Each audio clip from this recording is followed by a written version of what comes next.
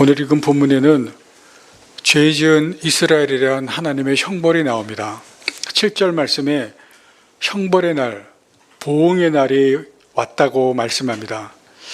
하나님이 내리시는 형벌과 보응입니다. 이것이 이스라엘에게 이제 임했다, 이스라엘에게 이제 도래했다, 그런 말씀입니다. 왜냐하면 이스라엘이 하나님 앞에 죄를 너무 많이 지었기 때문에 하나님께서 형벌의 날, 보응의 날이라 그렇게 말씀합니다. 그것이 이제 임했다는 것입니다.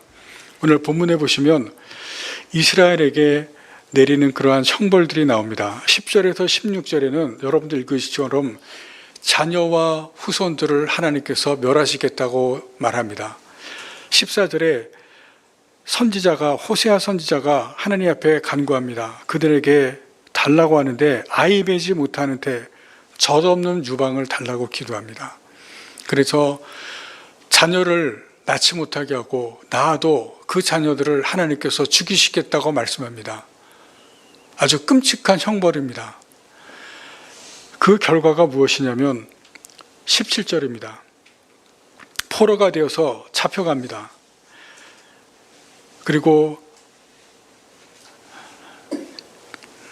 그 앞에 우리가 보지는 않았는데 1절에서 6절 말씀해 보시면 포로가 돼서 나라가 멸망했기 때문에 재물을 가져서 은을 가졌는데 아무런 소용이 없습니다. 그 은에 가진 재물에 찔레가 덮이고 살던 장막에는 가시덩굴이 덮입니다. 나라가 망하고 포로로 다 잡혀갔기 때문에 하나님께서 주신 여호와의 땅에 더 이상 살지를 못한 그런 하나님의 심판, 하나님의 형벌이 임한다는 것입니다. 하나님께서 왜 이런 형벌, 왜 이런 보응을 내리시는가? 그 이유가 오늘 본문에 나옵니다. 첫 번째는 하나님의 사랑, 하나님의 은혜를 잊었기 때문입니다. 10절 말씀을 다시 보겠습니다. 옛적에 내가 이스라엘을 만나기를 광야에서 포도를 만남같이 하였으며 너희 조상들을 보기를 무화과 나무에서 처음 맺힌 첫 열매를 봄같이 하였거늘 그들이 바알보올에 가서 부끄러운 우상에게 몸을 들이므로 저희가 사랑하는 우상같이 가증하여 줬도다. 하나님께서 이스라엘 백성들을 아주 특별하게 여기셔서 선택했습니다. 아브라함을 통해서 하나님의 백성으로 삼으셨습니다. 그런데 이제 애굽으로 가서 애굽의 종노릇을 하고 거기서 하나님께서 구원하셨는데 하나님께서 이스라엘 백성들을 애굽에서 구원하실 때 광야의 포도나무 같이 보셨다 그렇게 말합니다. 이 사막 지역에서, 특히 사막에서 포도나무를 만나는 것 있을 수 없는 일입니다. 그리고 광야에 포도나무가 없습니다. 근데 거기에서 포도나무를 만날 때, 광야에서 갈증을 느낄 때 포도를 만나는 것, 그 갈증 가운데 포도를 먹으면 그 단맛, 그 물기, 그것이 모든 갈증과 피곤을 다 해소시켜줍니다. 이스라엘이 그런 존재와 같은 광야에서 만날 수 없는 그 포도나무, 광야에서 갈증을 느낄 때 포도를 먹는 그런 아주 존귀한 존재라는 것이 바로 광야에서 포도를 만나는 그런 존재 같다는 것입니다. 하나님에게 아주 존귀한 존재가 이스라엘이라는 그러한 해석입니다. 또 첫 번째 거둬들이는 무화과라는 것은 무화과는 굉장히 첫 열매가 답니다. 하나님의 기쁨이라는 뜻입니다. 이스라엘은 하나님께 이런 존귀한 존재고 기쁨이 되는 존재였다는 것을 여기에서 설명하고 있습니다. 그런데 하나님께서 그렇게 사랑하시고 그래서 광야에서 40년 동안 돌보시고 가나안 땅에 들어가게 하셨는데 10절 마지막에 이런 하나님의 사랑과 은혜를 받은 이스라엘이 하나님께로부터 떠나서 우상에게 갔다는 것입니다. 끊임없이 우상을 찾아가고 우상을 섬기고 하나님을 버린 것을 말하고 있습니다. 하나님의 특별한 사랑과 은혜가 주어졌는데 결국은 하나님께로 돌아가지 않고 하나님을 버리고 우상만 섬기는 것을 말합니다. 하나님의 은혜와 사랑을 잊지 않고 잊어버리고 다 버린 겁니다. 두 번째는 이스라엘이 제대로 회개를 하지 않았습니다. 이스라엘 백성들은 회개를 하지 않는 그러한 백성인 것을 구약은 보여줍니다. 간간히 회개를 하긴 했지만 그러나 또다시 죄악 가운데로 들어가고 또다시 같은 죄를 계속 반복해서 짓습니다. 15절 말씀을 보겠습니다. 그들의 모든 악이 길갈에 있으므로 내가 거기에서 그들을 미워하였노라. 여기 길갈이 나오는데 이 길갈이라는 장소는 광야 40년을 지난 이스라엘 백성들이 요단강을 건너서 하나님 주신 가나안 땅에서 첫 번째로 밟은 지역이 길갈입니다.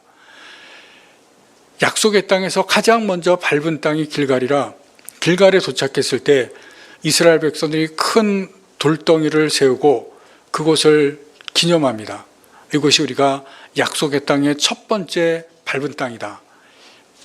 그 돌덩이를 세웠기 때문에 또 첫 번째 땅이기 때문에 이 가나안 지역에서 이스라엘 백성들이 그곳을 성스러운 곳으로 삼습니다. 그리고 그곳에서 이제 이스라엘 백성들이 하나님 앞에 제사를 지냅니다.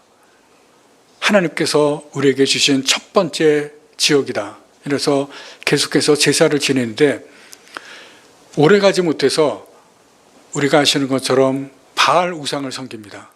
하나님께 드렸던 제사가 우상 숭배의 제사로 바뀝니다. 그리고 여러 가지 죄악이 들어오면서 이 길갈이 죄악의 종합지역이 됩니다. 모든 죄악의 종합장소가 됩니다. 그래서 15절 말씀에 모든 악이 길갈에 있다. 이런 말씀이 나오는 겁니다. 모든 악이 길갈에 다 집합이 됩니다. 집합장소입니다. 그래서 하나님께서 거기에서 그들을 미워하였노라. 그리고 15절 마지막에 보시면 다시 사랑하지 아니하더라. 그렇게 말씀합니다. 하나님께서 이스라엘을 특별히 사랑하셨는데 다시 사랑하지 않겠다. 그래서 하나님께서 심판하시고 징계를 내리시겠다 말씀합니다. 하나님께서 이 종합 죄악의 장소가 된 길갈, 여기뿐만이 아니라 이스라엘 곳곳에서 죄악을 짓는 이스라엘 백성들에게 종들을 보내서 말씀하신 것이 무엇이냐면 다시 돌아오라는 겁니다. 회개하고 다시 돌아오라. 그런데 이스라엘 백성들이 회개하지를 않습니다. 다시 돌아오지를 않습니다.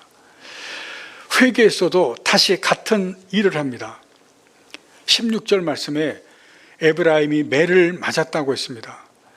죄를 지었기 때문에 하나님께서 매를 드시고 때립니다. 회개하라는 것입니다. 그때 이스라엘 백성들이 회개를 하긴 합니다. 아프기 때문에 회개합니다. 그러나 아픈 것이 지나가면 다시 또다시 죄를 짓습니다. 우상에게 가고 같은 죄를 짓습니다. 왜냐하면 제대로 회개하지 않았기 때문에 그렇습니다. 올바른 회개를 하지 않았기 때문에 회개를 했어도 또 같은 죄를 짓고 우상을 짓고 우상에게 숭배하고 옛날의 모습으로 다시 돌아갑니다. 그래서 하나님께서 오늘 본문 말씀에 이제는 엄청난 매를 하나님께서 때리시겠다고 말씀합니다. 그래서 16절 말씀해 보시면 그 뿌리가 말랐다 말합니다. 매를 맞아서 그 뿌리가 말라서 이제는 다시는 열매를 맺지 못한다. 그런 말씀을 합니다. 17절에 보시면 이스라엘이 듣지 않는다고 말합니다. 하나님의 말씀을 듣지 않습니다.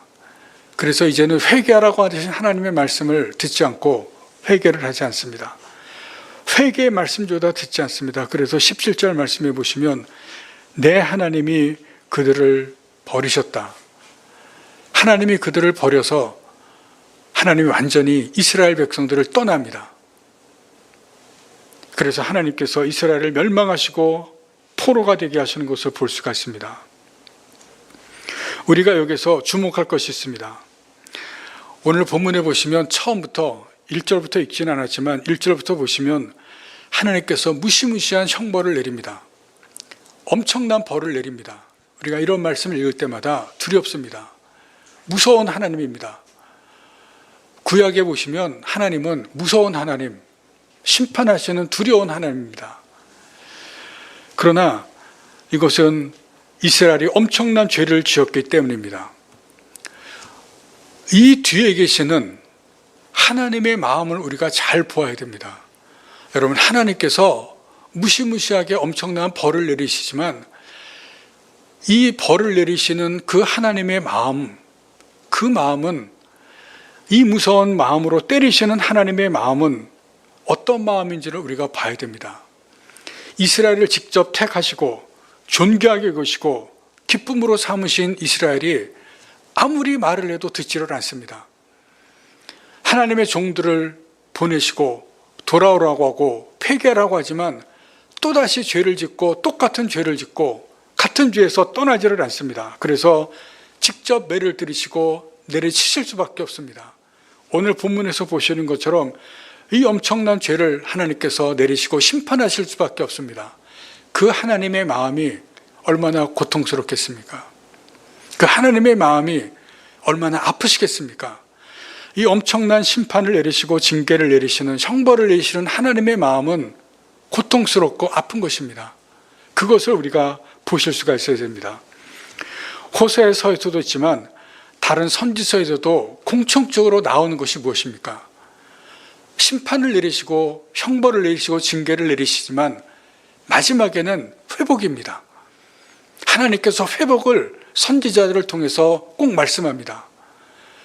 하나님의 징계로 끝내고 멸망으로 끝내는 것이 아니라 반드시 너희를 회복하겠다 말씀하신 것이 하나님의 본래의 마음입니다. 이것은 무엇을 보여주냐면 징계를 내리시지만, 형벌을 내리시지만 그 마음속에 하나님의 아픔이 있다는 것을 우리에게 알게 하시고 우리가 깨닫게 하시는 겁니다. 여러분, 하나님은 징계와 형벌과 심판을 말씀하시지만 거기에는 하나님의 아픔이 있다는 것을 우리가 보아야 됩니다. 제가 중학교 2학년 때 수학시험을 치를 때가 있었습니다. 그 중학교 2학년 수학 선생님이 아주 그때 젊으셨고 아주 열정적으로 가르쳤습니다. 제가 중고등학교를 다니면서 많은 선생님들이 있었지만 그 선생님이 유난히 기억에 남습니다. 그렇게 열심히 가르쳤던 선생님이 없었습니다. 그때 선생님이 수학을 가르칠 때 기계 하나를 가지고 왔는데 제가 인터넷 통해서 기계 이름을 좀 찾으려고 했는데 잘 생각이 안 납니다. OP 뭐였던 것 같은데 좀 커다란 거에 하얀색 비닐에 그 그림 같은 거를 새겨가지고 위에다가 올려놓고 그 투사를 해가지고 벽면에 우리들에게 그 그림을 보여주면서 확률 통계 이런 거를 그림을 통해서 설명을 해줬습니다. 그런 기계도 처음 봤지만 그런 기계를 통해서 정말 열심히 선생님이 가르쳤습니다. 그리고 이제 수학 시험 보는 날이 되었는데 수학 시험 보기 바로 전에 쉬는 시간입니다. 근데 쉬는 시간에 수학 문제 정답이 돌았습니다. 1번부터 마지막 번까지 수학 시험 정답이 쫙 돌았는데 밤마다 다 돌았는데 저희 반에도 수학 시험 정답이었고 1번부터 마지막 번까지 아이들한테 정답이 다 돌고 저에게도 왔습니다. 애들이 정답을 다 적느라고 막 난리가 났습니다.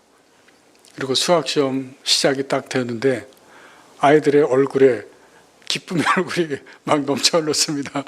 1번부터 마지막 번까지 정답을 다 알고 있으니까 애들이 다 정답을 적느라고 막 난리가 났습니다. 그리고 시험이 다 끝나고 이제 첫 번째 수학 시간이 돼서 선생님이 들어왔습니다.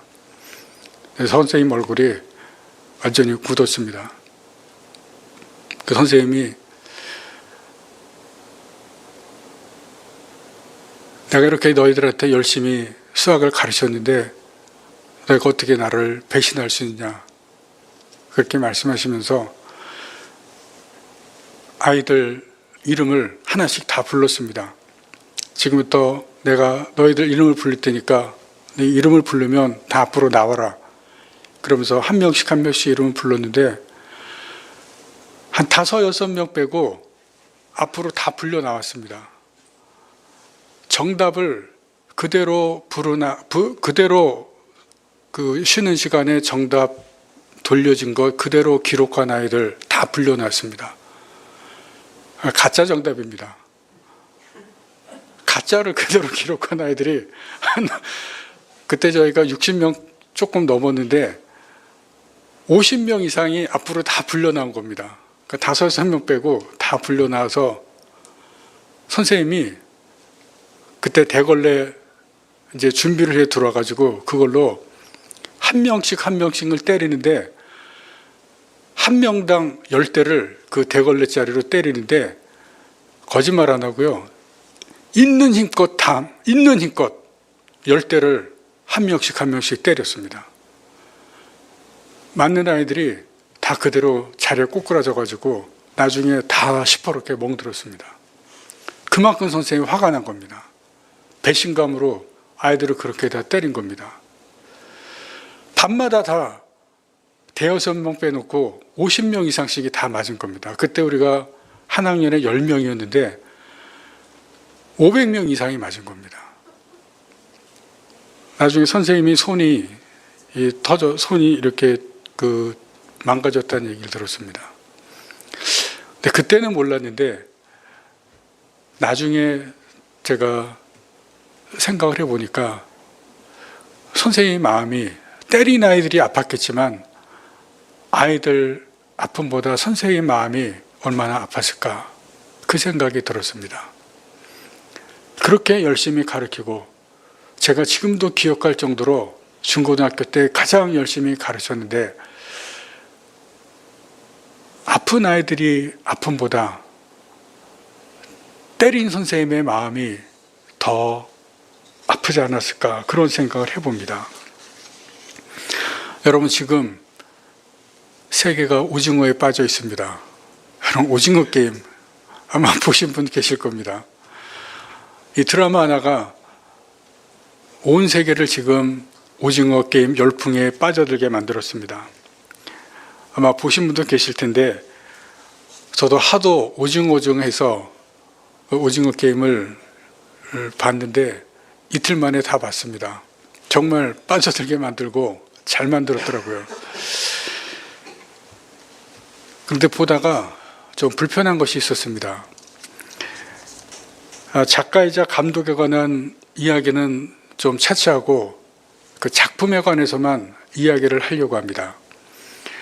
이 오징어라는 작품에는 기본적으로 전제하고 있는 것이 있습니다. 첫 번째는 반자본주의적입니다. 이 드라마 오징어 게임이라고 하는 이 드라마에는 자본주의적인 것이 아주 깊이 깔려 있습니다.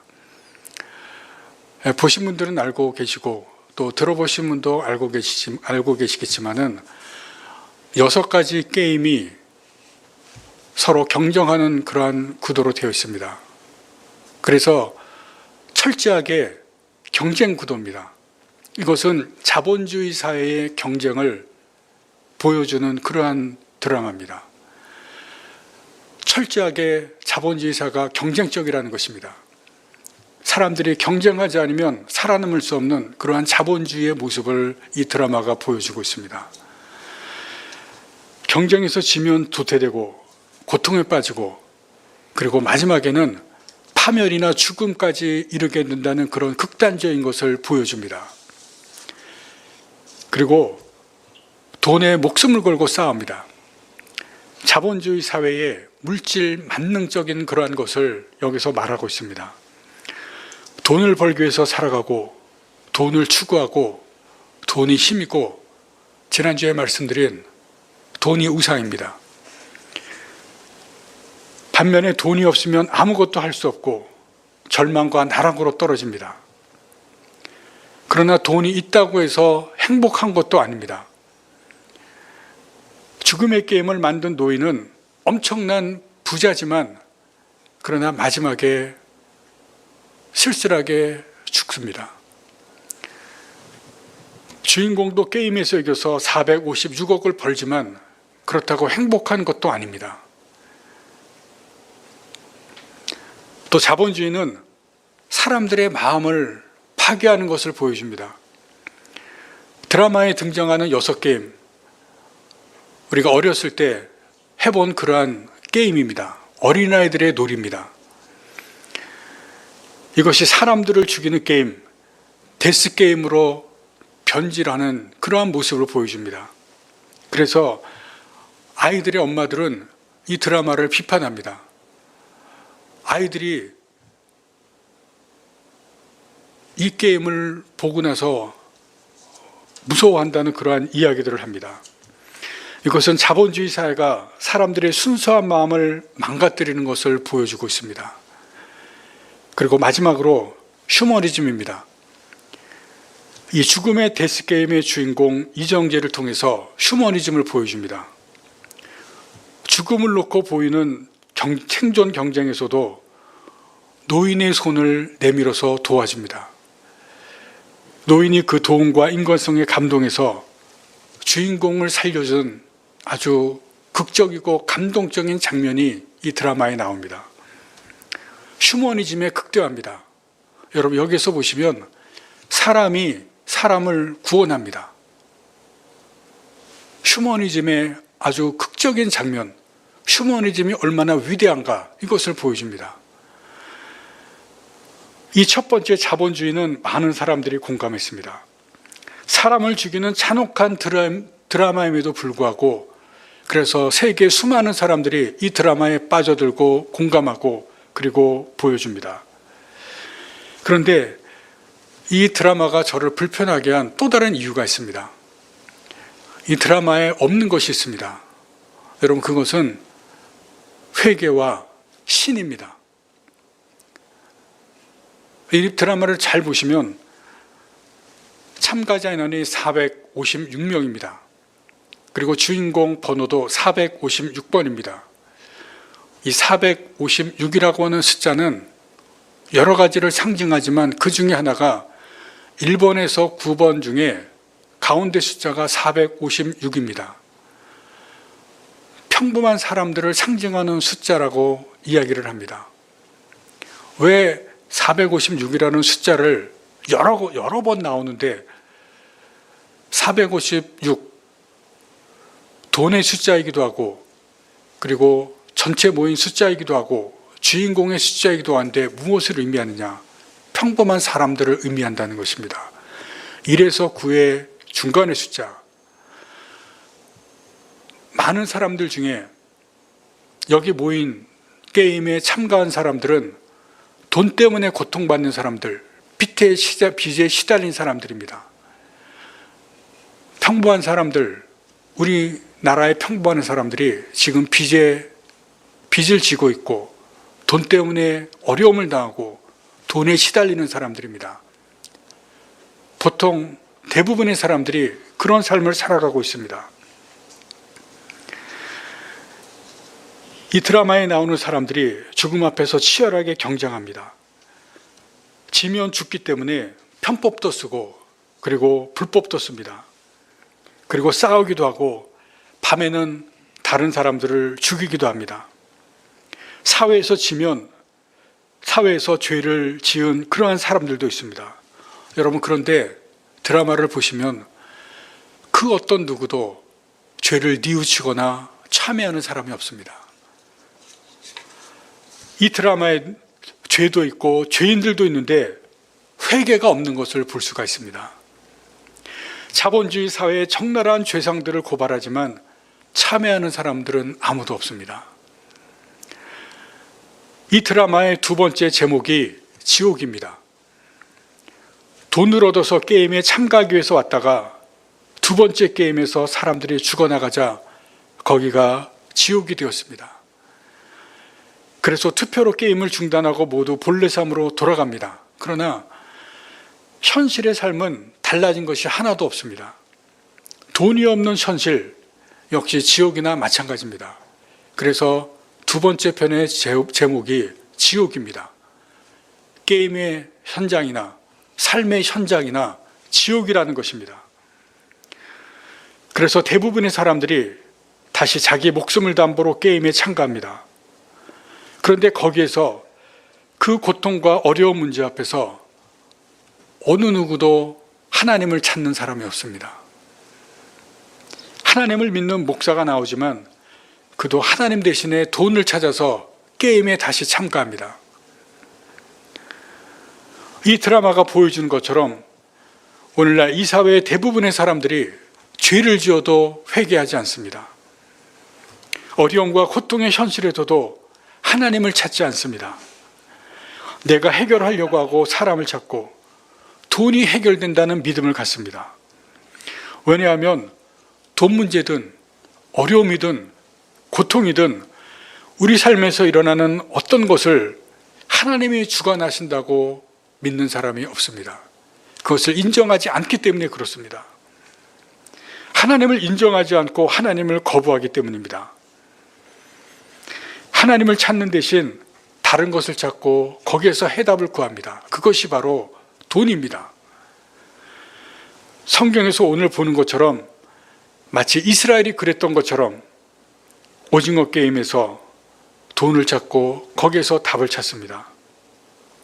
그러나 그것이 잠시는 급한 것을 해결할 수는 있어도 진정한 해답은 아닙니다. 우리 문제의 진정한 해결은 오직 하나님께만 있는 것을 우리가 알고 그리고 하나님께서 말씀을 통해서 우리에게 보여주십니다.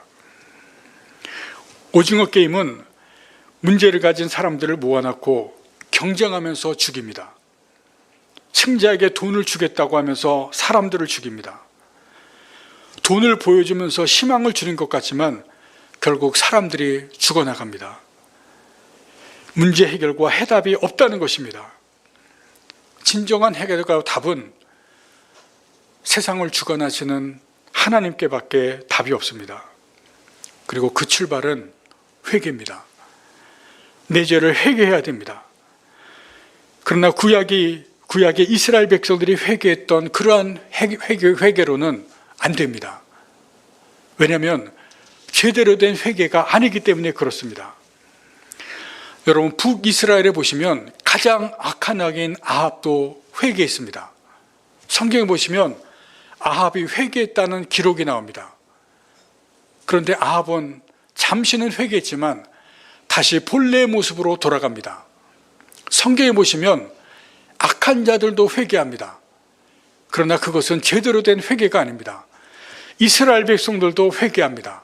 그러나 제대로 된 회개가 아닙니다. 왜냐하면 또다시 죄악의 모습으로 돌아가고 계속 죄를 짓기 때문에 그렇습니다.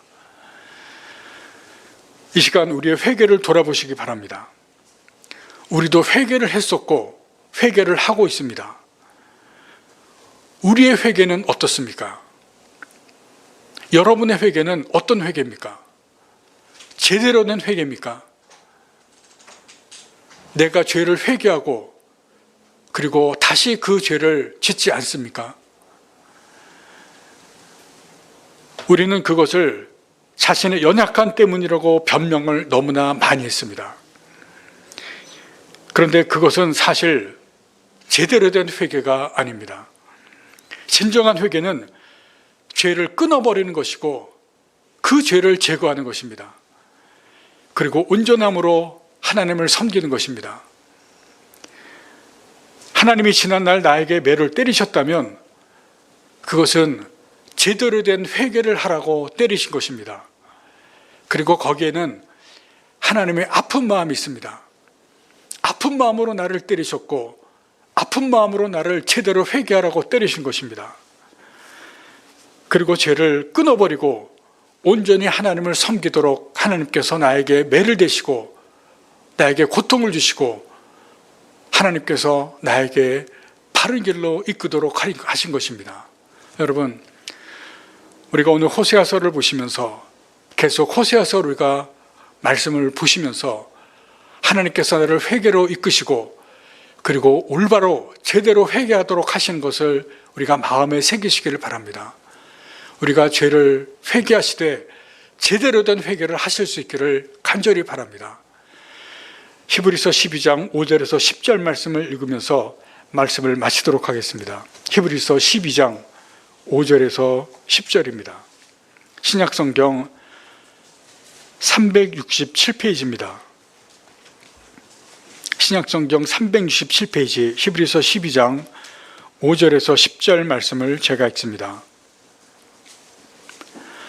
또 아들들에게 권하는 것 같이 너에게 권면하신 말씀도 잊었도다. 일러스되 내 아들아 주의 징계하심을 경히 여기지 말며 그에게 꾸지람을 받을 때에 낙심하지 말라. 주께서 사랑하시는 자를 징계하시고 그가 받아들이시는 아들마다 채찍질 하심이라 하였으니 너희가 참음은 징계를 받기 위함이라. 하나님이 아들과 같이 너희를 대우하시나니 어찌 아버지가 징계하지 않는 아들이 있으리요. 징계는 다 받는 것이거늘 너희에게 없으면 사생자요 친아들이 아니니라. 또 우리 육신의 아버지가 우리를 징계하여도 공경하였거든 하물며 모든 영의 아버지께 더욱 복종하며 살려하지 않겠느냐. 그들은 잠시 자기의 뜻대로 우리를 징계하였거니와 오직 하나님은 우리의 유익을 위하여 그의 거룩하심에 참여하게 하시느니라. 아멘. 여러분, 우리가 하나님께 온전히 나아가기 위해서 하나님께서 우리를 징계하실 때가 있고 하나님께서 우리에게 매를 티실 때가 있습니다. 그것을 통해서 우리가 제대로 된 회개, 죄를 온전히 끊어내는 그 회개를 하나님 앞에 온전히 하시기를 간절히 바랍니다. 기도하시겠습니다.